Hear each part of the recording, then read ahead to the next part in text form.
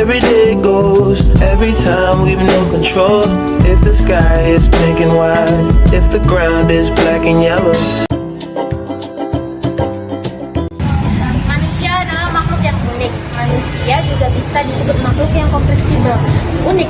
Mengapa?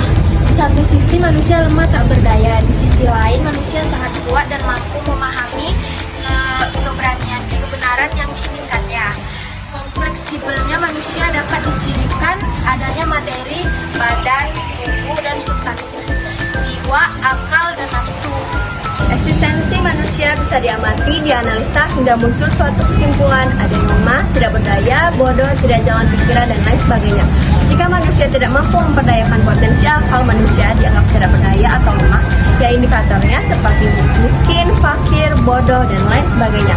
Sebaliknya, bila manusia berupaya memperdayakan akalnya, maka manusia akan menjadi kuat, berpengetahuan, beradab, beretika, hingga mampu memahami dan memaknai hakikat realitas. Merentas dalam filsafat ilmu berarti menjelajahi dan memahami dasar-dasar serta prinsip-prinsip yang mengatur cara kita memperoleh, mengorganisir, dan memverifikasi pengetahuan. Filsafat ilmu juga berusaha menjawab pertanyaan mendalam tentang apa itu ilmu, bagaimana ilmu berkembang, dan apa batasan dan ruang lingkupnya, serta apa yang membedakan pengetahuan ilmiah dan pengetahuan ilmiah. Filsafat ilmu juga berhubungan erat dengan kritik terhadap ilmu dan penerapannya dalam masyarakat. Ini bisa mencakup analisis tentang bagaimana ilmu digunakan dalam kebijakan publik, industri, atau dalam memahami berbagai fenomena sosial dan budaya. Lingkup kajian filsafat ilmu adalah ruang atau aspek yang menjadi fokus dalam mempelajari filsafat, yaitu ada cabang filsafat yang menelaah dasar-dasar dari ilmu pengetahuan. Ada beberapa garis besar lingkup kajian filsafat ilmu. Yang pertama, ada ontologi, yang kedua ada epistemologi, yang ketiga ada aksiologi, yang keempat ada logika.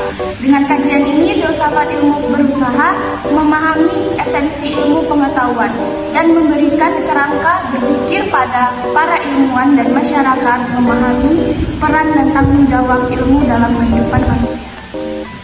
Kemudian, beberapa makna dari lingkup kajian utama dalam filsafat. Yang pertama, ontologi. Dalam filsafat, ilmu mempelajari hakikat realitas dan keberadaan, baik yang bersifat material maupun imaterial. Yang kedua, epistemologi. Epistemologi adalah cabang filsafat yang mengkaji hakikat dan batasan pengetahuan. Yang ketiga, aksiologi.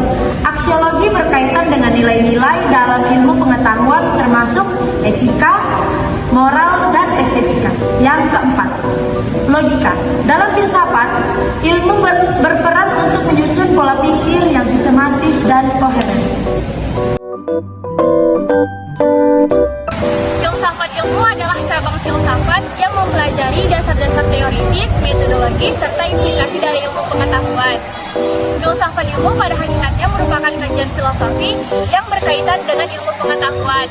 Dalam bahasa lain, filsafat ilmu adalah upaya pengkajian dan pendalaman kebenaran ilmu pengetahuan, baik dari substansinya, pemerolehannya, ataupun manfaat ilmu bagi kehidupan manusia.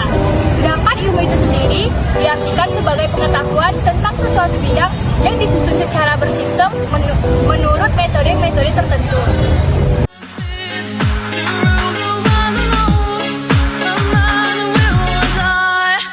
Not as I did.